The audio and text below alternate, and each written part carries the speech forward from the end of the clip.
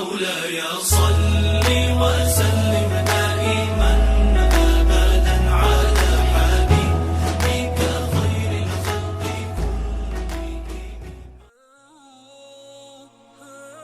نبی پاک علیہ السلام کو اللہ تبارک و تعالیٰ نے ایسی فہم و فراست، ایسی عقل و دانش عطا فرمائی کہ اس زمانے میں جب جہالت کا دورہ تھا، بات بات پر تلوار نکل آتی تھی، خون خرابے کی باتیں ہوتی تھی، جھگڑے کی باتیں ہوتی تھی، نبی پاک علیہ السلام نے اس زمانے میں بھی اپنی فراست سے، اپنی فہم سے ایسے ایسے فیصلے فرمائے کہ بڑوں کی عقل حیران ہو گئی۔ ایسا ہی ایک واقعہ کعبے کی تعمیر کے وقت ہوا۔ اس وقت نبی پاک علیہ السلام کی 35 برس کی عمر تھی۔ زوردار موسلا دھار بارش ہوئی اور حرم کعبہ میں ایک ایسا عظیم سیلاب آ گیا کہ کعبے کی عمارت ہی منہدم ہو گئی۔ حضرت ابراہیم علیہ السلام اور حضرت اسماعیل علیہ نبینا علیہ السلام کا بنایا ہوا کعبہ اب بہت پرانا ہو چکا تھا۔ عمالقہ، قبیلہ جرہم اور قصا وغیرہ اپنے اپنے وقتوں میں اس کعبے کی تعمیر و مرمت کرتے رہے تھے، مگر چونکہ عمارت نشیب میں تھی اس لیے پہاڑوں سے جب پانی آتا تھا بارش کا تو بہت پانی بھر جاتا تھا، حرم کعبہ میں سیلاب آ جاتا تھا۔ کعبے کی حفاظت کے لیے بالائی حصے میں قریش نے کئی بار باؤنڈریز بنائی، مگر وہ بار بار ٹوٹتی رہی، اور اب یہ فیصلہ ہوا کہ کعبہ شریف کو ایک بار پھر ڈھا کر دوبارہ اس کی تعمیر کی جائے۔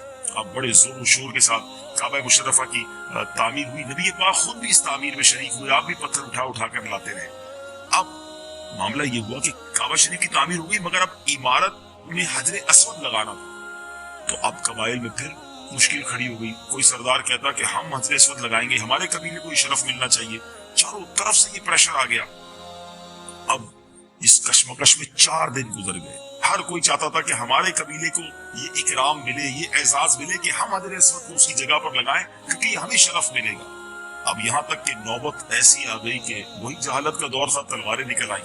بنو عبدالدار اور بنو عدی کے قبیلوں نے تو اس پر جان کی بازی لگا لی اور زمانہ جاہلیت کے دستور کے مطابق اپنی قسموں کو مضبوط کرنے کے لیے ایک پیالے میں خون بھر کر اپنی انگلیاں سے ڈبو کر چاٹ لی، یعنی اب یا تو جان جائے گی یہ کام ہوگا، بالکل لڑائی کے لیے تیار۔ 5واں دن آ گیا، حرم کعبہ میں تمام قبائل عرب جمع ہوئے۔ ایک بڑے بوڑھے شخص نے تجویز پیش کی کہ کل جو شخص وہ سویرے حرم کعبہ میں داخل ہوگا سب سے پہلے اس کو پنچ مان لیا جائے، وہ جو فیصلہ کرے سب کو قبول۔ سب نے یہ بات مان لی۔ اب اللہ کی شان دیکھیں، جو سب سے پہلے صبح شخصیت حرم کعبہ میں داخل ہوئی وہ نبی پاک علیہ السلام تھے۔ سب نے آپ کو مان لیا اور کہنے لگے واللہ یہ تو امین ہے، ہم ان کے فیصلے پر راضی ہیں۔ آپ علیہ السلام نے کیا شاندار فیصلہ فرمایا، سبحان اللہ! آج بھی جب اس فیصلے کے بارے میں سنتے ہیں ایمان تازہ ہو جاتا ہے۔ نبی پاک نے حکم دیا کہ جس قبیلے کے لوگ حجر اسود کو اس کی جگہ پر رکھنے کے مدعی ہیں ان کا ایک سردار چن لیا جائے۔ ہر قبیلے نے اپنا ایک ریپرزنٹیٹیو دے دیا کہ یہ ہمارا نمائندہ ہے، یہ ہمارا سردار۔